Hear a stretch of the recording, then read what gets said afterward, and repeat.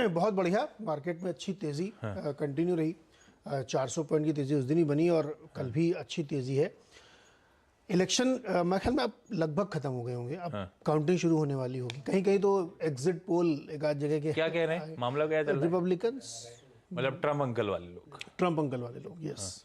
Trump uncle बोले 14 तारीख को कोई धमाकेदार अनाउंसमेंट करने जा रहे हैं। हाँ, वे अपने कैंपेन की शुरुआत कर रहे हैं क्या 24 वाले?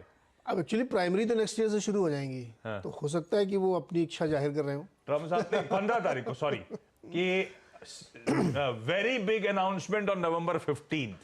पर लाजली यही है कि शायद अपने 2024 कैंपेन की, देखो अभी ये इनके हाथ में नहीं होता, प्राइमरीज के बाद तय होता है कि कैंडिडेट कौन बनेगा, लेकिन अपनी इच्छा तो आप रख ही सकते हैं। तो ट्रम्प साहब, और ट्रम्प साहब सबसे बड़े नेता हैं इस समय रिपब्लिकन के, और उनकी इच्छा भी है कि वो दोबारा से फाइट करें। एज तो काफी है ट्रम्प साहब की, दिखती कम है लेकिन है। नहीं, एज काफी है। बाइडेन साहब से थोड़े छोटे होंगे, लेकिन एज तो बाइडेन साहब की भी इच्छा अगली बार चुनाव लड़े। वो 80 पार है बाइडेन साहब तो ठीक है, दोनों को लड़ना चाहिए। लेकिन दोनों हाउसेस की जो सीट्स चुनाव हो रहे हैं उसमें रिपब्लिकन्स जीत सकते हैं, इसकी संभावना और होप दोनों बहुत ज़्यादा है। इसलिए मार्केट इसको लेके बहुत खुश है कि अब बाइडेन साहब के ऊपर जो ना लगाम लगेगी, जो बहुत ज़्यादा जन कल्याणकारी योजनाओं में पैसा बहा रहे हैं। आएगा इनके हाफ टेन्योर का वर्डिक्ट। लोग हर 2 साल में मिड टर्म पोल होते हैं, बेसिकली लोग वर्डिक्ट देंगे आपकी आधी जर्नी रही कैसे एक्चुअली, और आगे की जर्नी कितनी मुश्किल होने वाली है, क्योंकि पॉलिसी सुधरना मुश्किल हो जाएगा। तो हम लोग देखते हैं अभी थोड़ी देर बाद रिजल्ट काउंटिंग शुरू हो जाएगी और फिर एक पोल वगैरह आने शुरू होंगे। एक आध जगह आए कि एक रिपब्लिकन गवर्नर साहब जीत रहे हैं, तो ये एकदम इनिशियल एग्जिट पोल्स है। तो मार्केट इसी बात को डिस्काउंट कर रहा है और इसी होप में देखिए लगातार वहाँ पे तेज़ी बनी हुई है।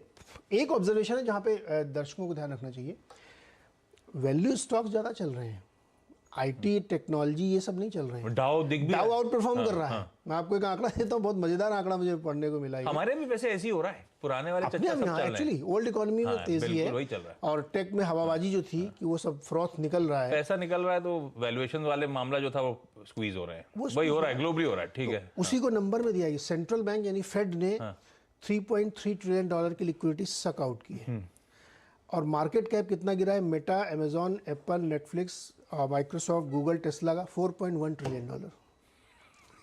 जितनी लिक्विडिटी ने निकाली उससे ज़्यादा इनका स्टॉक मार्केट कैप गिर चुका है। तो ये ऑब्जर्वेशन इसलिए क्योंकि आप इससे इंडाइसेस को अच्छे से समझ पाएंगे और यूएस में क्या हो रहा है ये और अच्छे समझ पाएंगे। तो इसलिए टेक्नोलॉजी स्टॉक्स में प्रेशर और ओल्ड इकोनॉमी चल रहे हैं, इंक्लूडिंग ऑयल। दूसरी एक बड़ी खबर जिस पर ध्यान रखना चाहिए, चाइना में फिर से जो वहाँ का मैन्युफैक्चरिंग हब है, एक प्रांत है, वहाँ पे बहुत ज़्यादा कोविड के केसेस आ गए हैं। 7,500 केस थे कल, तो उसकी वजह से बड़ी दिक्कत वहाँ पे हो रही है। मतलब फिर से बहुत तेज़ी से बढ़ रहे हैं। तो बार बार ये खबरें आती हैं कि अब जीरो कोविड पॉलिसी खत्म करने की, और जैसे ही सोचते हैं वैसे ये धमाका हो जाता है।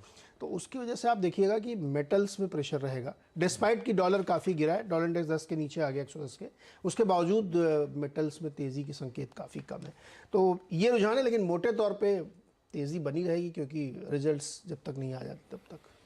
और उसके कल 10 तारीख है ना, कल वो मैजिक नंबर आएगा। अपन फ्राइडे को रिएक्ट कर रहे होंगे, फ्राइडे को रिएक्ट करेंगे। हाँ, इस बीच सेंटिमेंट्स को ड्राइव करेगा वो दो सेमीफाइनल खड़े हुए हैं सामने। आज पाकिस्तान न्यूजीलैंड का है, कल हमारी बारी है। कौन जीतेगा आज? पता नहीं, हम लोग अभी समझ में नहीं आ रहा। चाहता तो वो फाइनल उन्हीं के साथ हो, लेकिन ये भी नहीं चाहता कि वो जीते। आप ज्यादा थ्रिलिंग मैच देखना चाहते हैं फाइनल? मैं चाहता तो फाइनल उन्हीं के साथ हो, लेकिन आज जीतता हुआ नहीं देख सकता।